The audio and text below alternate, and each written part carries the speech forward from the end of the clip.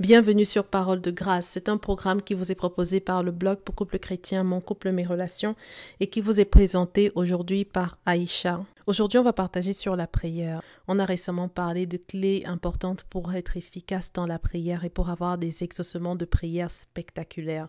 On a parlé de l'importance de prier en accord avec la volonté de Dieu et on a aussi parlé de l'importance de la persévérance. Bien aimé, la Bible dit que la prière fervente du juste a de l'efficacité et Dieu veut nous exaucer. Dieu veut qu'on soit efficace en fait dans la prière. Donc j'ai à cœur de partager ces ressources en fait pour nous aider tous à être efficaces dans nos prières. Amen.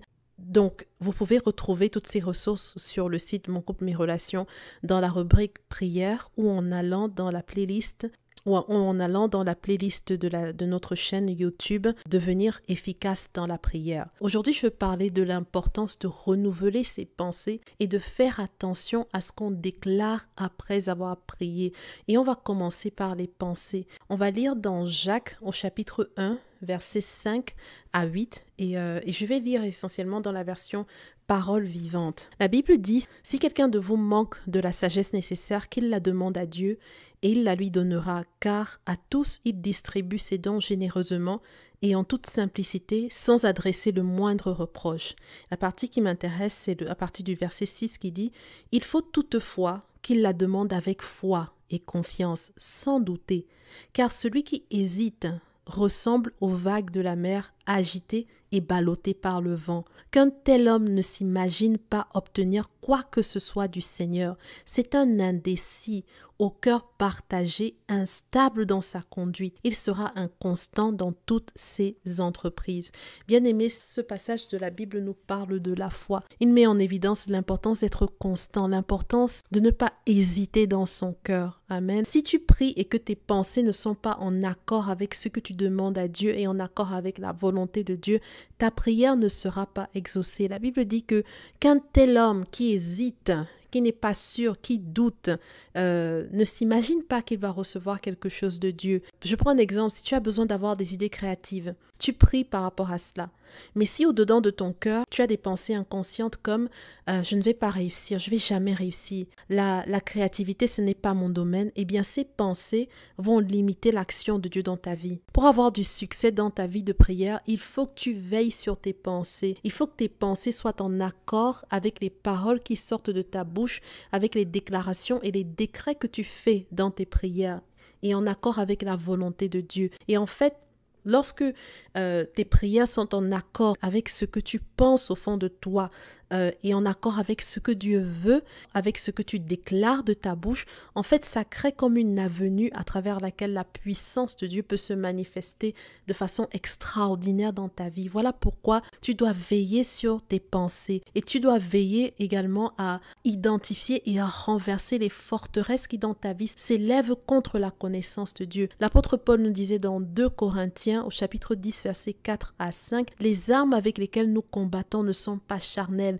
mais elles sont puissantes par la vertu de Dieu pour renverser les forteresses. Nous renversons les raisonnements et toute hauteur qui s'élève contre la connaissance de Dieu et nous amenons toute pensée captive à l'obéissance de Christ. » Amen. Bien-aimé, Dieu veut se manifester dans ta vie. Mais si tes pensées ne sont pas alignées avec ce que Dieu veut d'un côté et ce que ta bouche déclare d'un autre côté, si tu pries mais que dans ton cœur tu hésites, tu n'es pas sûr, tu doutes, tu te dis mais est-ce que Dieu veut vraiment, est-ce que Dieu peut, est-ce que Dieu va, etc. Si tu hésites dans ton cœur, tes prières ne seront pas exaucées, tu ne recevras pas ce que tu demandes à Dieu. Si tu veux être efficace et voir le règne de Dieu se manifester dans ta vie, et bien sûr quand je parle de règne de Dieu, ne vois pas quelque chose de compliqué, bien aimé. Lorsque le règne de Dieu arrive dans un endroit, c'est la joie de Dieu, c'est la paix de Dieu, c'est l'amour de Dieu. Enfin, c'est tout ce qu'il y a de meilleur pour nous. Amen. C'est ça le règne de Dieu. Et c'est ce que Dieu nous promet. C'est la vie abondante que Dieu nous promet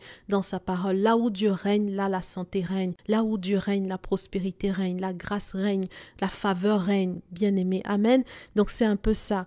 Alors, pour être efficace dans ta prière et voir le règne de Dieu se manifester dans ta vie, tu dois allier la prière et la parole. Si tu passes ton temps à prier, sans méditer sur la parole de Dieu, tu ne sauras pas en fait ce que Dieu veut et donc tu vas prier mais sans que tes prières soient en accord avec la volonté de Dieu, et donc tes prières ne seront pas efficaces. Et si tu ne passes pas du temps dans la parole de Dieu, tes pensées ne seront pas renouvelées et cela fera un blocage en fait à la manifestation de ce que Dieu a pour toi. D'un autre côté, si tu passes ton temps à lire ta Bible tout le temps mais tu ne pries pas, tu n'ouvres pas la bouche pour faire des déclarations et mettre des décrets, libérer des paroles prophétiques sur ta vie, tu n'expérimenteras pas la grâce dont tu as besoin pour aller plus loin. Voilà pourquoi je t'encourage, bien-aimé. Si tu veux voir la gloire de Dieu atterrir dans ta vie, dans les domaines pour lesquels tu pries depuis, tu veux que la vie de Dieu se manifeste, tu veux que l'œuvre de Dieu se manifeste dans tous les domaines de ta vie, développe ta vie autour de la prière et de la parole de Dieu. Il faut toujours que dans tes prières, il y ait un temps, un moment pour la parole de Dieu. Il faut que dans ta vie de prière, dans ton temps que tu appelles ton temps de prière, il y ait un temps où tu t'arrêtes pour écouter ce que Dieu dit, pour capter ce qui vient du cœur de Dieu par rapport à ta situation et pour accepter ce que Dieu dit, recevoir cette lumière, cette connaissance qui vient du trône de Dieu pour toi, recevoir ça dans ton cœur. Il faut que tu aies un temps en fait pour écouter Dieu, bien-aimé, pour capter ce qui vient du trône de Dieu pour toi, pour recevoir la lumière de Dieu dans ton cœur, la connaissance dont tu as besoin par rapport à ta situation, l'éclairage qu'il te faut par rapport à ta situation. Ensuite, il faut qu'il y ait un temps pendant lequel tu libères, une fois que tu as accepté cette parole dedans de toi et que tu as laissé cette parole confronter ton système de pensée, renverser ce que tu pensais avant pour établir la vérité, pour établir ce qui vient du trône de Dieu, eh bien, que tu aies aussi un moment où tu vas relâcher ces paroles comme des paroles prophétiques sur ta vie pour annoncer dans tous les domaines de ta vie un alignement sur cette parole que tu as entendue. Et c'est après cela que tu prends maintenant le temps de prier, de supplier Dieu pour que la grâce de Dieu abonde dans ta vie. Amen. C'est important que tes temps de prière s'organisent autour de la parole de Dieu et autour des supplications. Tu ne peux pas juste faire que prier, prier, prier et tu ne peux pas juste faire que écouter la parole de Dieu sans qu'il y ait rien qui sort de ta bouche en accord avec ce que tu as entendu. Amen. Des fois, on entend la parole de Dieu, mais au-dedans de nous, il y a comme des raisonnements qui s'élèvent en fait pour contrer ce que Dieu dit. Et c'est important que tu demandes au Seigneur d'exposer ces faux raisonnements, d'exposer ces forteresses-là pour qu'elles soient renversées. Bien aimé, c'est de l'abondance du cœur que la bouche parle. Des fois, tu pries et comme tes pensées sont mauvaises et que tes pensées ne sont pas renouvelées, ta bouche détruit en fait ce que tu as essayé de construire par tes prières. C'est important d'aligner tes pensées avec ce que Dieu dit. Le Seigneur me le disait, il disait, mais tu peux prier pendant des années, tu peux prier pendant des années fidèlement. Mais si tes pensées ne sont pas en accord avec la parole de Dieu, tes prières sont vaines parce que le Seigneur ne pourra pas agir dans ta vie à cause des forteresses de pensée qui s'opposent en fait à la manifestation de Dieu à travers ta vie. Et il me montrait ces forteresses en fait comme des digues. C'est comme si dans notre esprit, pour nous qui sommes enfants de Dieu nés de nouveau, notre esprit est connecté à Dieu. Donc la vie de Dieu se trouve dans notre esprit en fait. Et donc cette vie de Dieu là veut couler dans notre âme. Mais les forteresses de pensée, ces pensées mauvaises, négatives, qui sont un peu des résidus de ce qui a été semé par l'ennemi dans nos vies quand on n'était pas encore à Christ, eh bien ces forteresses-là sont là et sont comme des digues en fait qui retiennent toute la vie de Dieu qui vient vers nous, qui veut se manifester dans notre âme et dans le naturel, dans le visible autour de nous. Des fois, il y a des endroits dans ta vie qui sont desséchés simplement parce qu'il y a des forteresses dans ces domaines-là de ta vie qui retiennent la vie de Dieu, qui empêchent que la vie de Dieu se manifeste. Voilà pourquoi tu dois renouveler ta pensée. L'apôtre Paul disait, ne vous coulez pas simplement dans le moule de tout le monde. Ne conformez pas votre vie aux principes qui régissent ce siècle présent. Ne copiez pas les modes et les habitudes du jour. Laissez-vous plutôt entièrement transformer par le renouvellement de votre mentalité. Adoptez une attitude intérieure différente. Donnez à vos pensées une nouvelle orientation afin de pouvoir discerner ce que Dieu veut de vous. Ainsi, vous serez capable de reconnaître ce qui est bon à ses yeux, ce qui lui plaît et ce qui vous conduit à une réelle maturité. Amen. Récemment, à mon travail, j'avais un projet difficile à traiter et ça faisait plusieurs jours que j'avais l'impression de tourner en rond et de ne pas avancer sur ce projet. Alors un matin, alors que je priais et que je recommandais ma journée au Seigneur, le Seigneur m'a demandé de parler sur mes projets. Il m'a demandé de parler, de proclamer, de faire des déclarations par rapport à mes projets. Alors j'ai commencé à déclarer tout ce que la parole de Dieu dit au sujet de mes projets et je disais par exemple, parce que j'écoute ce que Dieu dit et que je le mets en pratique, je prospère dans tout ce que j'entreprends, c'est ce que Dieu veut pour moi, tout ce que je fais réussit, tout ce que je commence, je l'achève, etc. Donc je faisais des déclarations comme ça et à la fin de ce moment-là, en fait, j'ai pris autorité, j'ai dit, je prends autorité maintenant sur toute forteresse au-dedans de moi qui s'oppose à l'accomplissement de ce projet. Je viens contre cette forteresse au nom de Jésus et je la renverse maintenant au nom de Jésus. Aujourd'hui, à la fin de cette journée, je finirai ce projet au nom de Jésus. Et ça faisait déjà une semaine en fait que je tournais en rond dans la partie initiale du projet. J'arrivais pas à avancer. Ce même jour-là, quand je suis arrivée au bureau, je me suis concentrée, je continuais à prier, je parlais à Dieu et tout ça et je travaillais. Et avant midi, cette partie du projet sur laquelle je tournais en rond depuis plus d'une semaine, avant midi, cette partie était terminée. Et avant la fin de la journée, j'avais complètement fini le projet. Bien-aimé, si tu pries et que tu prononces des paroles négatives, tu vas détruire ce que tu essaies de construire dans la prière. Si tu pries et que tes pensées, qu'il y a des forteresses dans ton cœur en fait, qui s'opposent aux prières que tu fais, tu auras beau prier, rien ne va se passer dans ta vie. C'est pour ça que tu dois veiller sur ce que tu penses. C'est pour ça que tu dois veiller sur ton cœur. Tu dois faire attention aux pensées que tu entretiens au-dedans de toi par rapport à la situation sur laquelle tu pries. Des fois, tu pries pour une situation et tu as tellement échoué déjà dans ce domaine-là. Tellement tu as déjà échoué, tellement tu as échoué dans ce domaine que tu es convaincu que tu es un échec dans ce domaine-là et que ça ne va pas marcher. Donc, tu pries d'un côté, mais d'un autre côté, il y a comme des pensées au-dedans de toi dont tu ne te rends même pas compte, qui te disent constamment que tu ne vas pas y arriver, c'est trop dur, c'est trop difficile, c'est trop compliqué, tu ne vas pas y arriver, regarde, et en plus ça va de mal en pis, tu ne vas pas y arriver. Et tant que ces pensées sont en toi, bien-aimé, tu peux prier comme tu veux, mais ça ne va pas bouger, les choses ne vont pas changer. Parce que dans ton cœur, en fait, il n'y a pas la foi, mais il y a le doute. Et c'est ce que j'ai dit dans le passage qu'on a lu au début du message. Amen. Donc c'est très important de faire attention à ce que tu penses, parce que ce que tu penses va influencer ce que tu vas dire, les déclarations que tu vas faire. Bien-aimé, la Bible dit que c'est de l'abondance du cœur que la bouche parle. Donc si ce que tu penses dans ton cœur est négatif, eh ben c'est ça que tu vas proclamer. Et ces paroles, en fait, vont influencer les résultats que tu auras dans ta vie, de façon générale.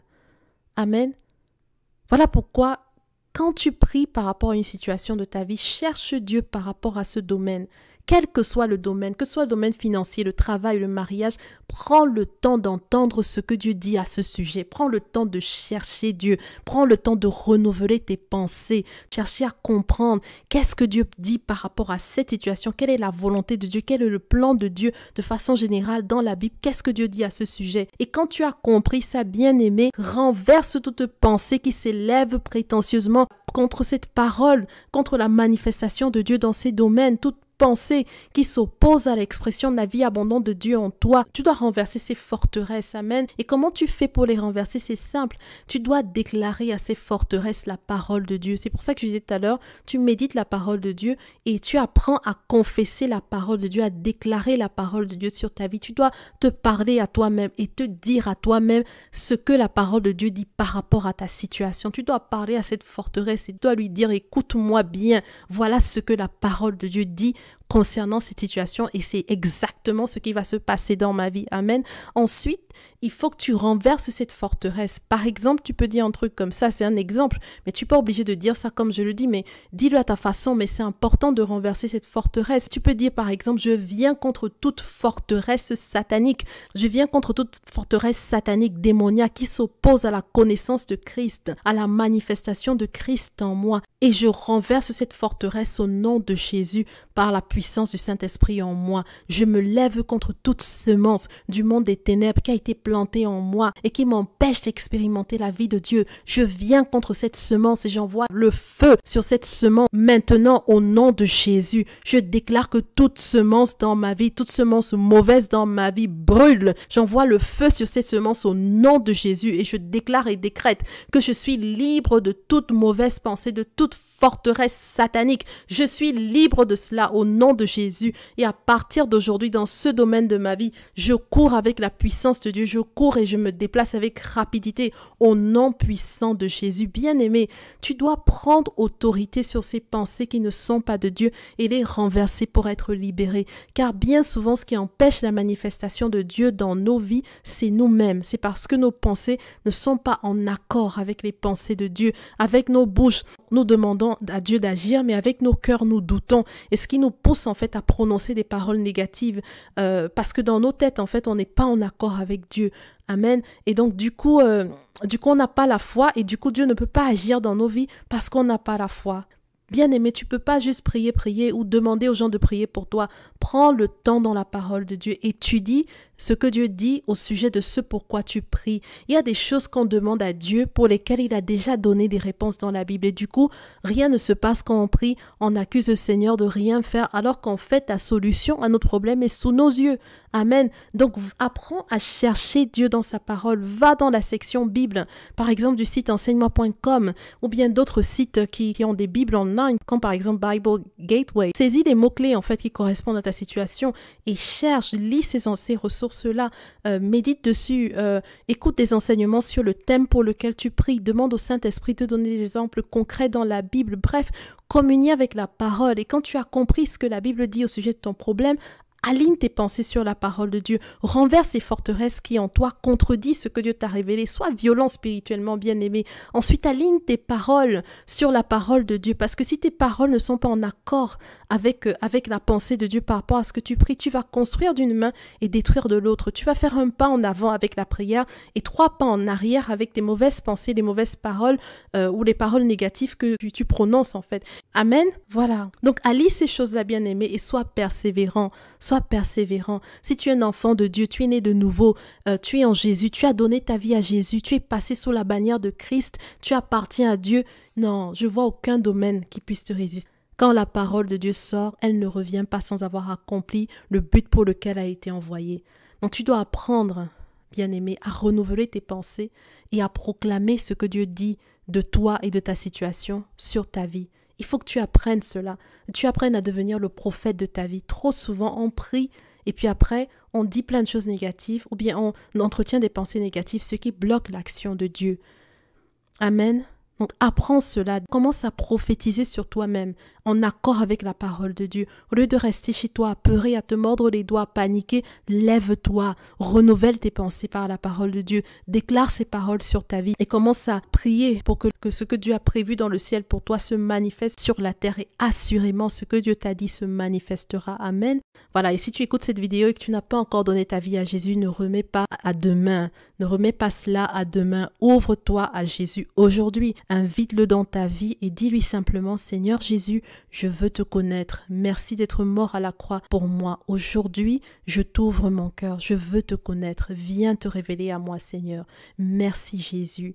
Amen, amen, amen. Je vais m'arrêter là aujourd'hui pour cette vidéo. Je vous encourage à vous abonner pour ne pas manquer les futures vidéos. Et si vous avez besoin de conseils, de ressources par rapport à votre couple, n'hésitez pas à visiter le blog Mon couple, mes relations. Vous trouverez plein de ressources édifiantes sur différentes rubriques qui vous feront du bien. Amen. Voilà, que le Seigneur vous bénisse dans le nom de Jésus. Je vous dis à très bientôt pour une nouvelle vidéo Parole de grâce.